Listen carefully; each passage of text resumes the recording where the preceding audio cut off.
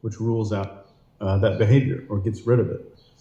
And finally, the least important thing on that list is the checklist. And by checklist, I mean there is a list of known behaviors that are likely to be deception. And if you're in body language, you deal in likelihood. That's all we deal in. Huh. Some people say they're 100% sure on stuff, and I'm skeptical. But we deal in likelihood. So we should always process it in that.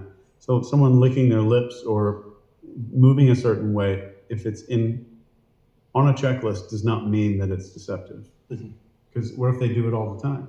Then we don't have a change. Does that make sense? Yeah. I was thinking about things I used to do when I was younger, and there was just a period of my life where, for some bizarre reason, I used to go like this. I used to do it all the Like a time. tick?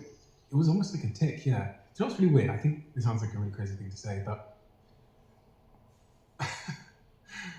one of my best friends had like curtains, like had the haircut curtains. Okay. And he used to flick it, and I almost like vicariously picked up the like flicking from him. I'd go like that all the time. But I was just thinking, if someone saw me doing that, they would perceive that as some form of behavior, whereas it was just this weird thing that lasted for like 2 years when I was younger, and then it went away. Yeah, but did you do it all the time? I just did it. I don't know. I felt like I just did it randomly. But that wouldn't be a change. Okay. If I was meeting you. Yeah. And you were on the Dragon's Den for a while. Still am, yeah. And people pitch you all kinds of ideas.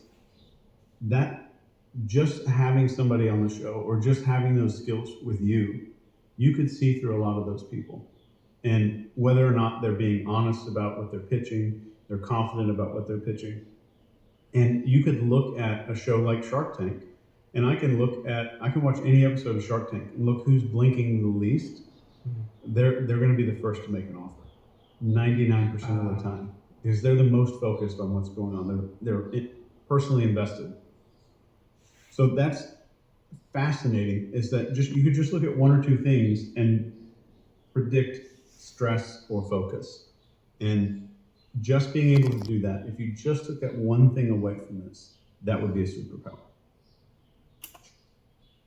Yeah.